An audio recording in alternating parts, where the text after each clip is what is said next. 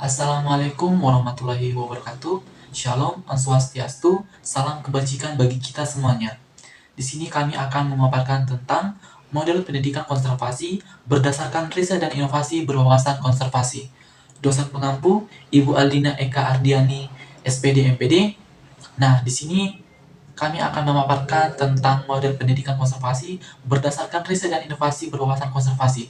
Nah, sebelum kami melanjutkan, ada baiknya kami memperkenalkan diri. Perkenalkan, nama saya Yosua Kevin Purba. Saya dari Prodi Ilmu Hukum Fakultas Hukum dengan NIM 811422156. Kemudian Alfi Jayan dari Prodi Ilmu Hukum Fakultas Hukum dengan NIM 811422155. Kemudian Faris Maulana dari Prodi Bahasa Inggris dari Fakultas Bahasa dan Seni dengan NIM 2211422087.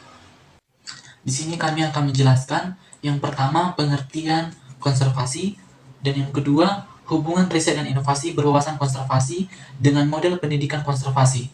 Yang ketiga penggolongan sumber daya alam berwawasan lingkungan hidup dan berkelanjutan. Nah, pendidikan konservasi merupakan proses pembelajaran yang fungsi utamanya merupakan mengubah mindset dari penggunaan sumber daya alam untuk kepentingan sementara atau dekat menjadi penggunaan dan pemanfaatan dalam jangka panjang. Nah, apa itu pendidikan konservasi? Konservasi sebagai upaya memelihara lingkungan, mulai dari lingkungan keluarga, masyarakat, sampai bangsa. Di sini ada mindset atau jangka panjang, yaitu penggunaan sumber daya secara bijak demi berkelanjutannya fungsi lingkungan hidup dan berkelanjutan masa depan generasi berikutnya. Kemudian perannya ini sebagai pondasi penting bagi pengembang intelektual, keterampilan, sikap, dan memotivasi mahasiswa untuk saling menghargai hubungan sesama dan lingkungan hidupnya. Selanjutnya, how to, bagaimana caranya? Riset inovasi terhadap 3 pilar konservasi ini atau nilai dan karakter, seni dan budaya, serta sumber daya alam dan lingkungan. Aksi inovasi, perubahan mindset serta perilaku mendasar masyarakat agar dapat mengimplementasikan dan berkontribusi sehingga segala bentuk permasalahan di dalam ruang hidup kita dapat segera terselesaikan. Salah satunya cara adalah dengan mengadakan perangkat atau teknologi ramah lingkungan yang efisien. Nah, selanjutnya diagram main konsep. Di sini ada 3. Yang pertama riset, model pendidikan, dan inovasi. Riset adalah suatu proses investigasi atau penyelidikan yang dilakukan dengan aktif, tekun, dan sistematis yang bertujuan untuk menemukan, menginterpretasikan, dan merevisi fakta-fakta untuk menghasilkan suatu pengetahuan yang lebih mendalam mengenai penerapan suatu pengetahuan. Kemudian inovasi.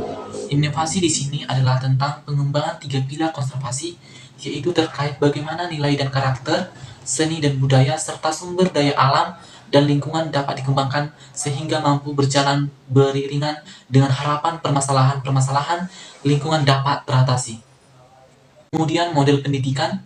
Model pendidikan ini merupakan seluruh tata cara atau metode atau rangkaian penyajian materi yang bertujuan untuk mendidik atau memberikan pelajaran yang meliputi segala aspek sebelumnya, sedang dan sesudah pembelajaran dengan segala fasilitas terkait digunakan secara langsung atau tidak langsung dalam proses pendidikan. Nah, selanjutnya berwawasan konservasi. Berwawasan konservasi ini adalah cara pandang dan perilaku yang berorientasi kepada prinsip konservasi, yaitu perlindungan sistem, penyelenggaraan kehidupan, pengawasan yang di dalamnya mencakupi pelestarian dan pemanfaatan secara lestari, SDA, dan nilai-nilai sosial budaya. Selanjutnya mengenai hubungan riset dan inovasi berwawasan konservasi dengan model pendidikan dapat diringkas dengan sebagai berikut. Sebuah proses investigasi sistematis dengan tujuan menemukan, menginterpretasi, dan merevisi fakta-fakta untuk menghasilkan suatu pengetahuan yang lebih mendalam mengenai model pendidikan wawasan konservasi ini, guna pengembangan 3 pilar konservasi, di mana pengembangan tersebut berorientasi pada keseimbangan fungsi yang diharapkannya dapat berjalan beriringan, sehingga nantinya segala permasalahan di lingkup kehidupan manusia dapat diatasi bahkan dengan maksimal. Kemudian penggolongan sumber daya alam berwawasan lingkungan hidup dan berkelanjutan. Di sini ada 3. Yang pertama, penggolongan SDA atau penggolongan sumber daya alam. Penggolongan sumber daya alam ini merupakan usaha secara sadar dengan cara menggali sumber daya alam tetapi tidak merusak sumber daya alam lainnya, sehingga dalam penggunaannya harus memerhatikan pemeliharaan dan perbaikan kualitas dari sumber daya alam tersebut. Karena telah adanya peningkatan perkembangan kemajuan di bidang produksi, maka tidak perlu mengorbankan lingkungan yang dapat menimbulkan kerusakan lingkungan. Selanjutnya, dampak apabila terjadi kerusakan. Apabila lingkungan tercemar, maka berdampak buruk bagi kelanjutan dari keberadaan sumber daya alam yang akhirnya dapat menurunkan kehidupan masyarakat. Kemudian, hal yang perlu diperhatikan, keseharian terhadap lingkungan. Yang pertama, keseharian lingkungan merupakan proses pemanfaatan lingkungan yang sifatnya relatif, sama dengan pembentukan lingkungan, yaitu dengan melakukan pelestarian terhadap lingkungan tanpa menghambat kemajuan. Yang kedua, memelihara dan memperbaikan kualitas dari sumber daya alam tersebut. Selanjutnya, penggolongan sumber daya alam berkelanjutan. Dalam penggolongan sumber daya alam agar tetap lestari, maka dapat dilakukan usaha atau upayanya, yaitu sebagai berikut. Di sini ada 7. Yang pertama, menjaga kawasan tangkapan hujan seperti kawasan pegunungan yang harus selalu hijau, karena daerah pegunungannya merupakan sumber bagi perairan di darat. Yang kedua, untuk mengurangi aliran permukaan serta untuk meningkatkan resapan air sebagai air tanah, maka diperlukan perbuatan lahan dan sumur resapan. Yang ketiga, reboisasi di daerah pegunungan, di mana daerah tersebut berfungsi sebagai reservoir air atau tata air, perserapan air, dan keseimbangan lingkungan. Keempat, adanya pengetahuan terhadap penggunaan air bersih oleh pemerintah. Yang kelima, sebelum melakukan pengolahan, diperlukan adanya pengecahan terhadap pembuangan air limbah yang banyak dibuang secara langsung ke sungai.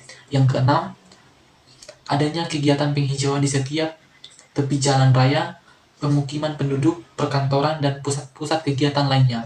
Yang ketujuh, adanya pengendalian terhadap kendaraan bermotor yang memiliki tingkat pencemaran tinggi sehingga menimbulkan polusi. Kemudian penggolongan SDA dengan daur ulang. Tingkat pencemaran dan kerusakan lingkungan dapat dikurangi dengan cara pengolahan dan pemanfaatan limbah atau sampah dengan baik, yaitu dengan konsep daur ulang, yang tentunya pengolahan limbah sangat efisien dalam upaya untuk mengatasi masalah pencemaran lingkungan. Nah, langkah-langkah yang dapat dilakukan dalam penggolongan limbah dengan menggunakan konsep daur ulang ialah sebagai berikut. Yang pertama, melakukan pengelompokan dan pemisahan limbah terlebih dahulu. Yang kedua, pengolahan limbah menjadi barang yang bermanfaat serta memiliki nilai ekonomi. Yang ketiga, dalam pengolahan limbah juga harus mengembangkan penggunaan teknologi, di mana teknologi tersebut harus efisien, yaitu ramah lingkungan dan energi. Selanjutnya, analisis komersialisasi hasil-hasil inovasi di UNES. Statusnya yaitu masih rendah, kemudian kerap memenuhi beberapa tantangan yang tidak ringan. Yang ketiga, sulit dalam membangun kerjasama. Nah, kemudian di bagian problem, yaitu inovator sering berhadapan dengan reguler yang berlaku di Indonesia dan internasional. Kemudian, kesulitan dalam membangun kerjasama dengan calon stakeholder. Kemudian, solving. Yang pertama, perumusan kebijakan oleh pemangku kebijakan berdasarkan langkah-langkah komersialisasi hasil inovasi di UNES oleh para kolega dosen atau peneliti.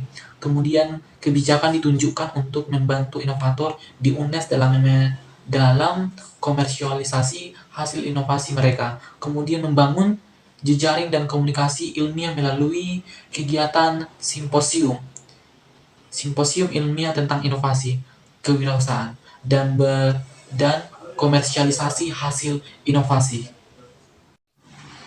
Nah, simposium ini merupakan ajang atau kegiatan yang merupakan langkah pembangunan jaringan yang diambil UNES untuk membantu inovator dalam membangun jenjang jejaringan yang komunikasi ilmiah.